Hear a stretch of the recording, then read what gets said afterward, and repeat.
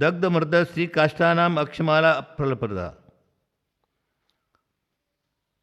जली हुई माला वो ठीक नहीं है। अक्ष कहते हैं रुद्राक्ष को। तो जैनाचार्यों ने रुद्राक्ष को विशेष कार्य के लिए तो मान्य किया है, लेकिन मोक्ष प्राप्ति के लिए मान्य नहीं, ग्रहण नहीं किया। इसलिए रुद्राक्ष की माला से नहीं करे और फिर क्या करे? हाँ, और काठ की माला, माने लकड़ी की माला। लकड़ी की माला में एक तो सामान्य लकड़ी है, फिर आचार्यों ने कहा कि सामान्य लकड़ी की जो माला है उससे नहीं कर सकते।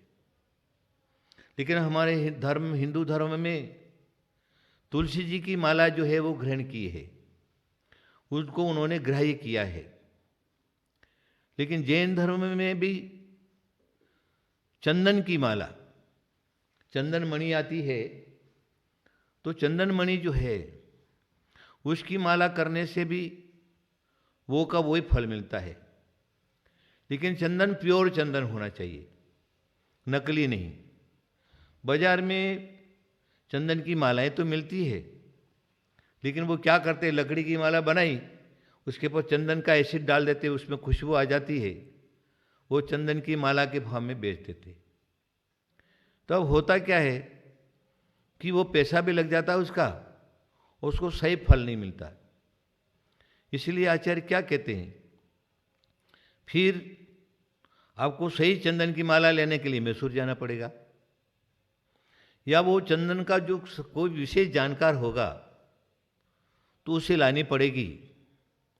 क्योंकि अब चंदन प्योर चंदन है, मलयागिरी चंदन है, देसी चंदन है, गोशीर चंदन है, तो बड़ी बड़ी जो चंदन की खुशबूदार है उसमें उसका बहुत पैसा लगता है। इसलिए आचार्य कहते हैं कि वो जो क्या है किसी काम का नहीं होता। अब फल प्रदा लिख दिया तो क्या करे? जो मैंने माला का जो आपको क्रम बताया है, उस क्रम में अगर हमको जैसा विकल्प रहित जो बैठ जाता है उसी का जो है सहारा लेकर के, ये तो एक बाह्य निमित्त कारण है। क्योंकि जैसे हमको 1.25 लाख जाप करना है तो बिना माला गिनती कैसे करेंगे?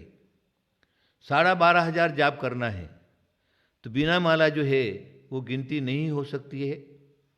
इसलिए सही रूप से गिनती होने के लिए यहाँ पर आचार्य कहते हैं कि वो इन मालाओं का सहारा लेवे, और जो माला अग्राह्य है, मने स्पर्श, मने किसी मने रजस्वला स्त्री आदि आदि से छू गई हैं, अथवा आदि जो अस्पृश्य लोग हैं उनसे छू गई हैं, अथवा मासिक धर्म वाली महिला हैं उनसे छू गई हैं, अथवा जो सब जला करके आया है उनसे छू गई हैं, तो फिर वो माला अशुद्ध हो जाती, फिर वो माला फल प्रदा नहीं होती। बहुत से लोग क्या करते, माला को अपने गले में पहन लेते, लेकिन माला फेरने के लिए है, गले का आभूषण नहीं है। उस माला को जो क्या है गले में नहीं पहनना, अच्छी जगह, पवित्र जगह उसको रखना है और पवित्रता से ही उसको फेरना है। क्योंकि द्रव्य क्षेत्र, काल और भाव, इनकी शुद्धि रहना परम आवश्यक है। अगर नहीं है तो उसको सही रूप से फल नहीं मिल सकता। तो हमने माला का क्रम सुना। अब यहाँ पर कह रहे हैं आसन कौन सा होना। आसन जो माला फेरने के लिए जो स्थान है, वो स्थान पर बैठेंगे हम तो स्थान कैसा होना चाहिए, और जिसके पर बैठना है हमको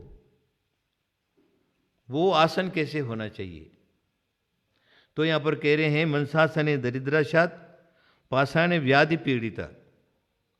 बांस का अगर आसन उस पर बैठ करके अगर साधक जाप करता है तो दरिद्री हो जाता है, उसकी लक्ष्मी उसको छोड़कर चली जाती है।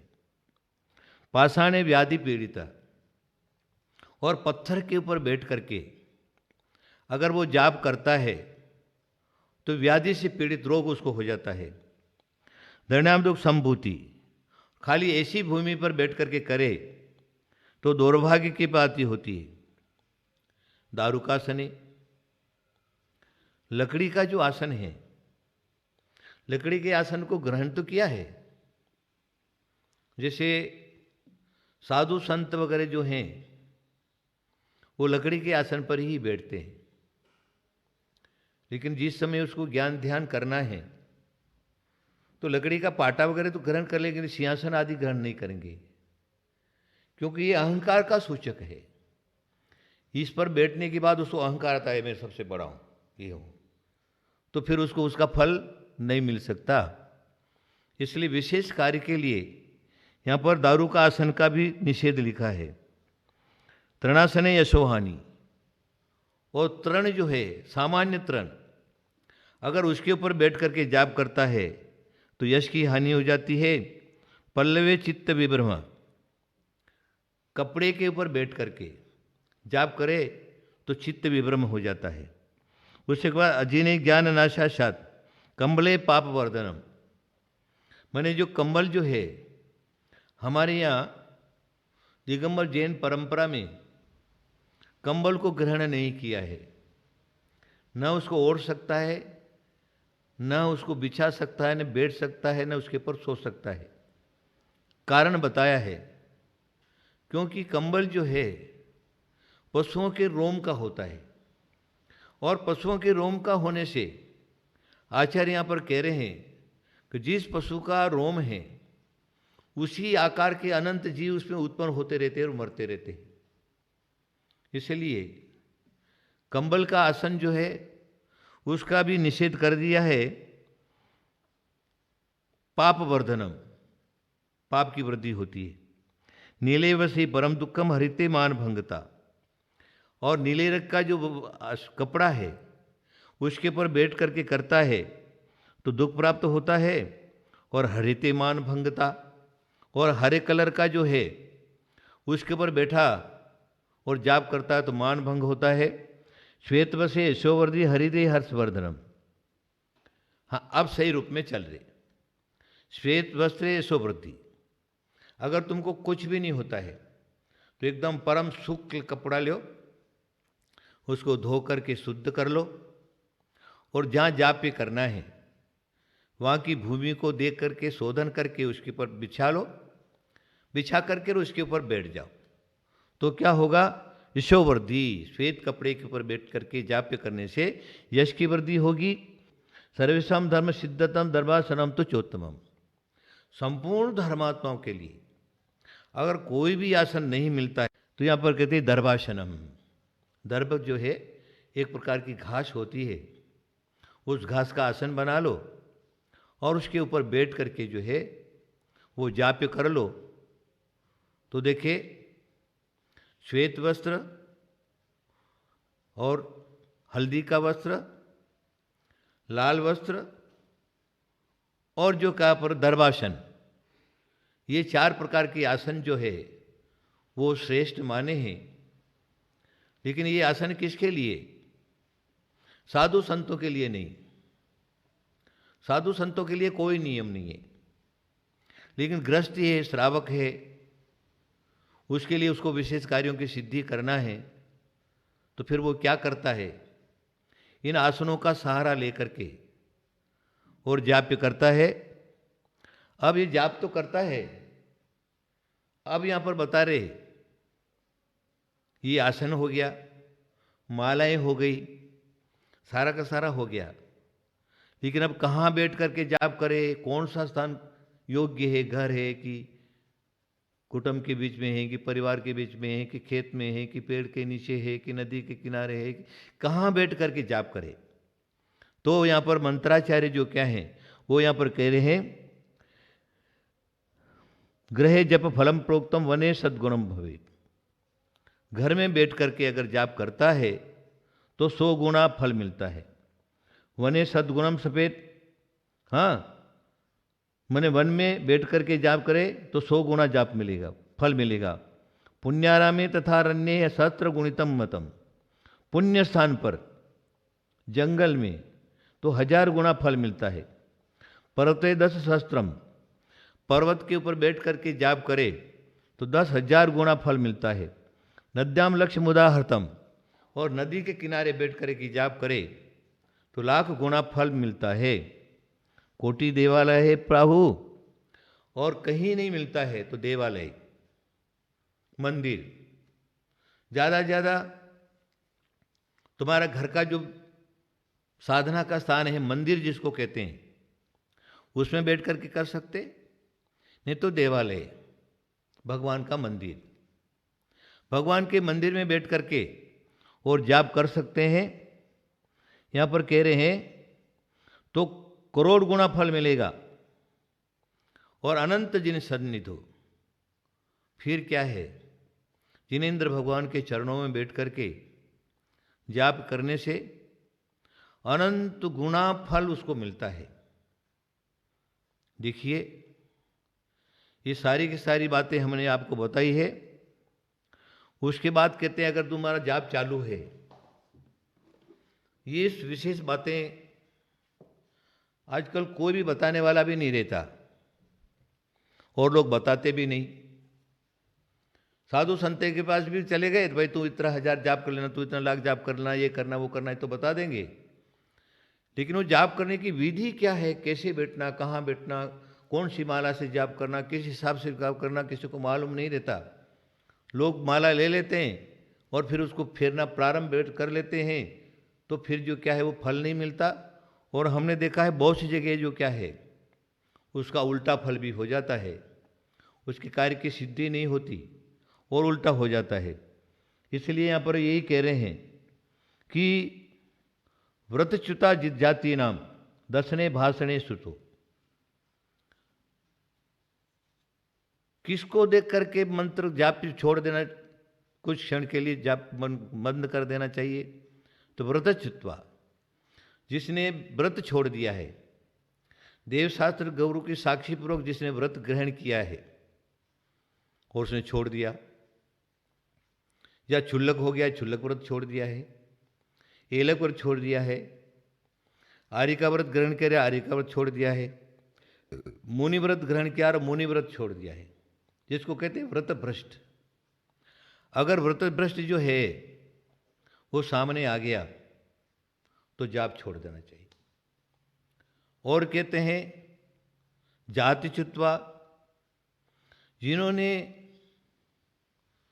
अपनी जाति को छोड़ करके वर्ण संकर कर लिया है। वैसे शास्त्रों का, संस्कृति का नियम यह है कि अपनी अपनी जाति में करे। जातिच्युत मतलब वर्ण संकर मतलब ब्राह्मण ब्राह्मण में, क्षत्रिय क्षत्रिय में, वैश्य वैश्य में और शूद्र शूद्र में जाति विवाह करे। और अगर उन्होंने क्रम छोड़ दिया, ब्राह्मण ने क्षत्रियों के साथ कर लिया, क्षत्रिय ने ब्राह्मण के साथ कर लिया, वैश्य ने ब्राह्मण के साथ, इस प्रकार का जिसने वर्ण संकर कर लिया, जातिच्युत हो गए, इस प्रकार का कोई है तो कुछ क्षण के लिए उसको देखने के बाद जो क्या है मंत्र जाप बंद कर देवे, या जाप चालू है और छींक आ गई, कुछ क्षण के लिए जाप को रोक देवे, या फिर जम्बाई आ गई, हाँ ऐसे करते ना, जम्बाई आ गई तो कुछ क्षण के लिए जाप छोड़ देवे, या छुटे अधोवाद गमने, या फिर क्या है कि अधोवायु जिसको बोलते पादते लोग, अगर जो क्या अधोवायु निकल गई तो अधोवायु निकल जाने से भी जो क्या है उसको कुछ क्षण के लिए जाप छोड़ देना चाहिए। तो ये सारी की सारी बातें मैंने अभी आपके सामने बताई है। अब इसमें आपका कितना बनता है उसके हिसाब से आप चलेंगे तो ही आपको जाप्य का फल मिलेगा। देखिए, मैंने आपको पहले भी एक नमोकार मंत्र के ऊपर मैंने बहुत सारी बातें बताई हैं, तो उसी विषय को आज मैं विशेष खुलासा करने के लिए आज मैंने आपको बताया है। तो हमें क्या करना है, हमारा घड़ी का टाइम पूरा हो चुका है।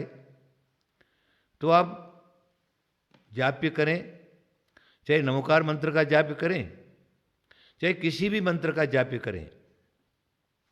आप जो क्या मैंने जिन बातों को बताई हैं उन बातों की तरफ विशेष ध्यान रख करके और आप अब जाप्य अनुष्ठान करेंगे, ये नमोकार मंत्र का अनुष्ठान करेंगे, चिंतन करेंगे, मनन करेंगे, तो मैं समझता हूँ, मेरा एक विश्वास है, आपके ऊपर कभी दुख आ ही नहीं सकता है, आप कभी दरिद्री हो ही नहीं सकते, आप कभी रोगी हो ही नहीं सकते। पूर्वकृत कर्म के वजह से अगर रोग भी हो गया तो जाप के अनुष्ठान से निरोगी बन जाएंगे, संसार के सारे कार्यों की सिद्धि हो जाएगी और परंपरा से स्वर्ग और मोक्ष की प्राप्ति होगी। ये नमोकार मंत्र का प्रभाव है। आप अवश्य श्रद्धापूर्वक उसको जाप करिए। महावीर भगवान की।